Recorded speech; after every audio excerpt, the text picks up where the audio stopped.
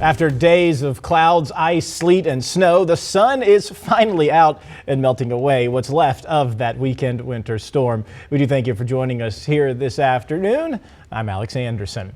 I-20 is once again back open in parts of Bienville, Lincoln, and Ouachita parishes after ice shut down the interstate, leaving hundreds of drivers stuck for more than 24 hours. The left side of your screen shows what things looked like yesterday. The right side shows a completely different scene.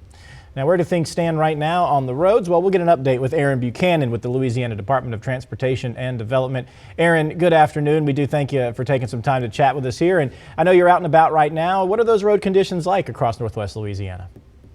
So I just want to take a second to show you guys where I am. I am on I-49, the elevated section in Shreveport. I'm on the northbound side. We've got crews working both sides, we've got graders and plows working to remove some of that accumulation that's just kind of hanging around. That's where a lot of our resources are being focused right now, is being able to reopen this section of I-49 as quickly as possible. What the timeline is on that is going to depend on how things kind of look throughout the rest of the afternoon and evening hours. It may be later tonight. It may be some point tomorrow when we can get this reopened.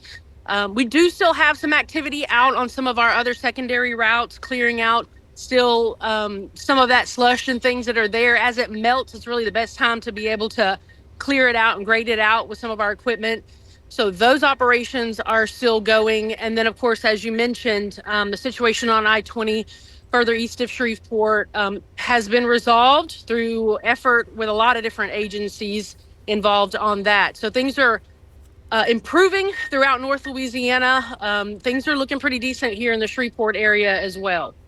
Refreshing news, of course, and on that I-20 subject, Aaron, how does something like that happen? I mean, I don't know if it's a complicated answer or if it was something as simple as an accident. What have y'all been able to find out?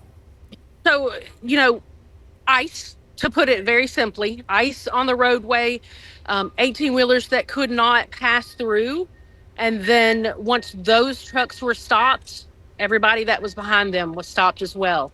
So once an 18-wheeler stops, it is very difficult to get it back going.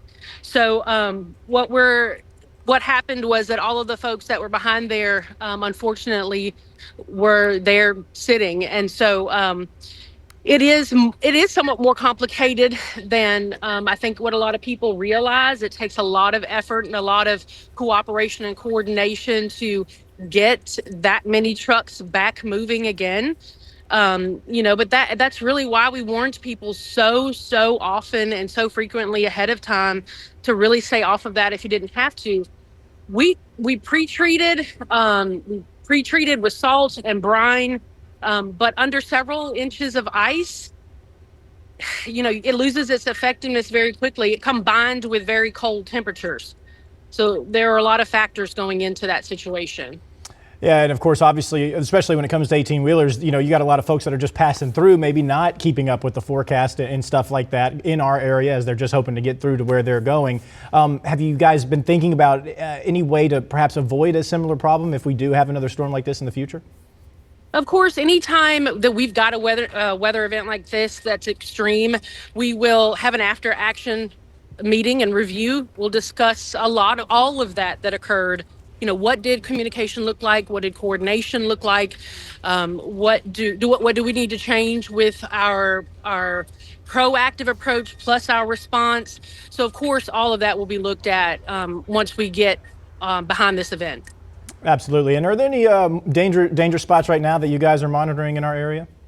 So there are still, of course, some slick spots. The interstate system, though, is flowing very well. However, as we move into the evening and overnight hours, temperatures are going to start dropping again. So there may be some potential for refreezing. So, just be mindful of that. And so, yes, there's still going to be some slick spots, some icy spots. It's certainly a very different scene, as you mentioned, from yesterday and even a couple days ago. So, but still please use some common sense and drive with caution.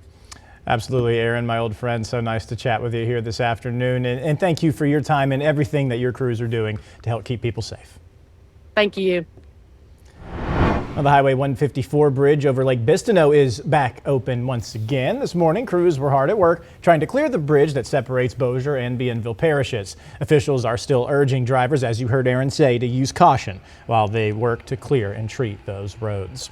Crews also spending the day clearing ice from the elevated sections of I-49 in Shreveport, and right now there's still no time frame on when that area will reopen. Drivers can check 511la.org to monitor traffic conditions and closures. We'll update you as well.